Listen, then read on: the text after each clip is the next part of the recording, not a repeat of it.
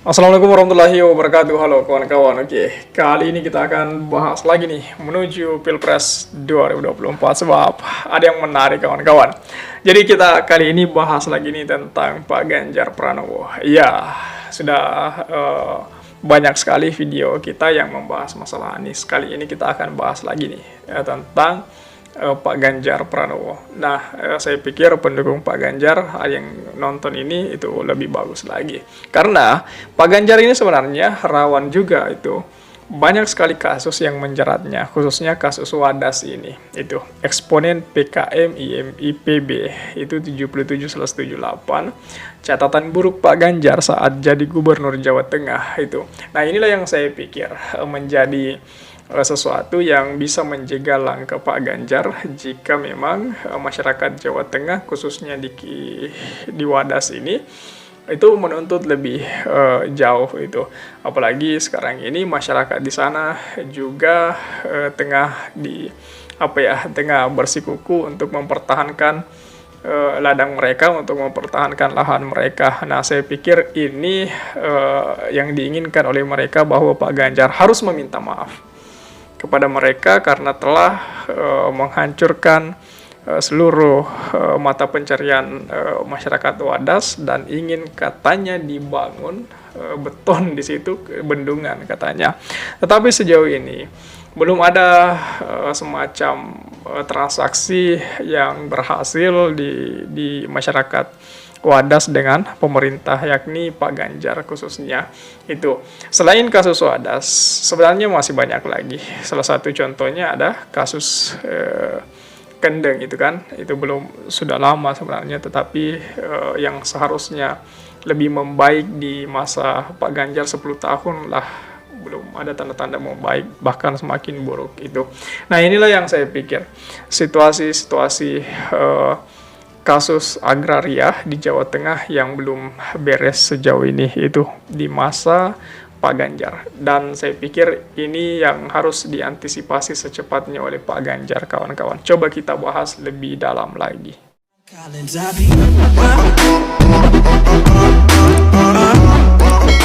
Ya, Gubernur Jawa Tengah yang juga bakal calon presiden, Ganjar Pranowo itu mempunyai catatan dalam kasus Wadas Purworejo itu. Saat menjabat Gubernur Jawa Tengah, membela investor tambang yang jelas-jelas merusak lingkungan hidup daerahnya sendiri dalam kasus Wadas yang fenomenal itu. Bahkan mengancam rakyatnya sendiri dengan menggunakan kekuatan aparat kepolisian. Nah, itu kata eksponen PKM IPB 77/78, yakni Kak Indra Adil itu, Kak Indra Adil, dalam pernyataan kepada redaksi suaranasional.com itu pada Selasa kemarin, kawan-kawan. Nah, Indra mengatakan keberpihakan Pak Ganjar kepada rakyat kecil dipertanyakan dalam kasus Wadas yang telah melanggar hak asasi manusia itu. Bagaimana mungkin masyarakat Indonesia akan memilih capres yang mempunyai track record mengancam rakyatnya sendiri, yang notabene-nya wajib dilindunginya sebenarnya. Jadi ini yang sebenarnya dipertanyakan dalam diri Pak Ganjar. Pak Ganjar bela siapa sih? Ya, harusnya kan bela wong cilik yang katanya kata yang selalu disematkan dalam rumahnya itu, wong cilik. Tapi dalam perlakuannya seolah-olah Pak Ganjar ini selalu akrab, atau track recordnya itu mengancam rakyatnya sendiri. Itu dia seolah-olah berpihak kepada penguasa, berpihak kepada para pemodal itu, tidak berpihak pada wong cilik. Nah, setelah dipimpin Pak Ganjar Pranowo, kata Kak Indra, kemiskinan di Jawa Tengah juga justru naik ke peringkat lebih tinggi, meskipun Kementerian Dalam Negeri mencoba meningkatkan kredibilitas Pak Ganjar dengan memberikan penghargaan sebagai Gubernur Terbaik Indonesia tahun 2022. Masyarakat terbatas pun tidak ada yang merespon pemberian penghargaan tersebut. Bahkan media nyaris tak memberitakannya sama sekali, sehingga hampir tak terdengar gemanya. Indra mengatakan, Buruh-buruh di Jawa Tengah pun tidak berniat mendukung Pak Ganjar Pranowo sebagai Capres RI karena tingkat upah minimum regional UMR Jawa Tengah termasuk UMR terendah di provinsi-provinsi di Indonesia itu. Ia menunjukkan bahwa Ganjar lebih berpihak kepada penguasa ketimbang kepada buruhnya yang notabene adalah rakyat yang wajib dibela kesejahteraannya. Tegas Indra itu.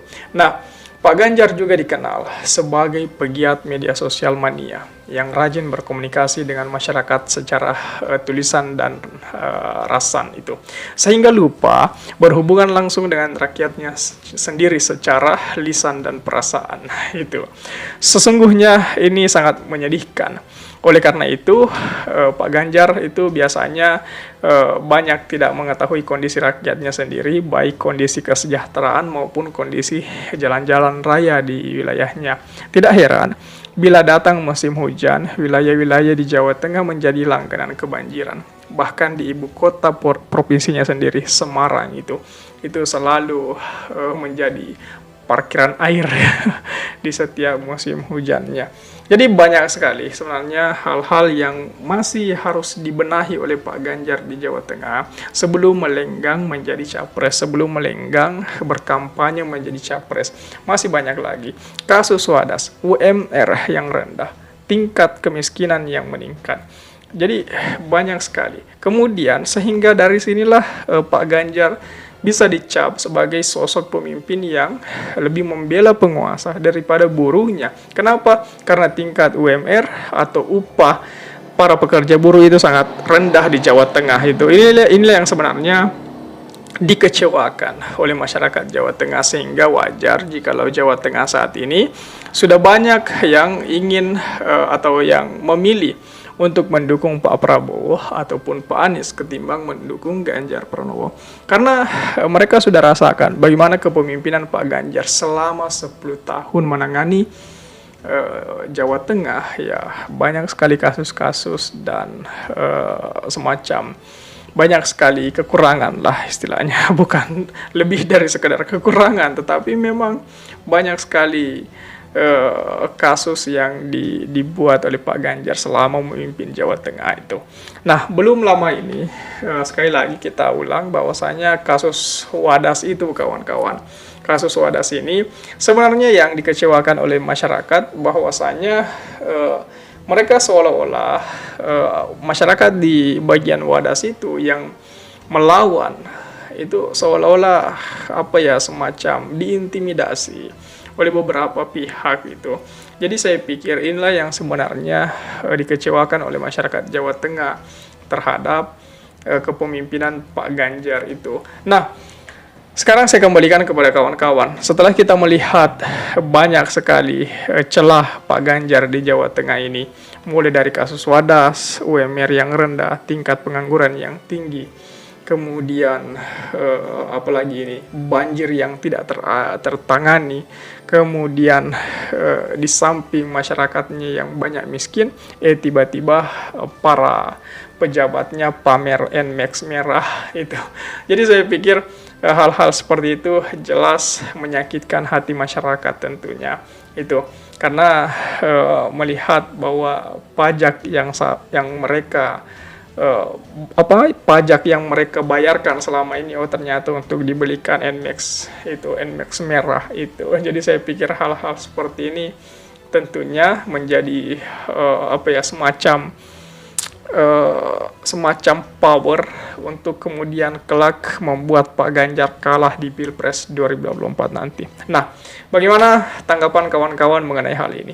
Coba tulis di kolom komentar. Oke, share juga video ini supaya banyak yang tahu informasi ini. Dan juga bisa ikut nimbrung di kolom komentar.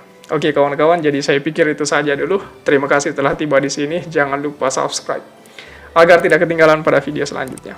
Sekali lagi terima kasih dan wassalamualaikum warahmatullahi wabarakatuh.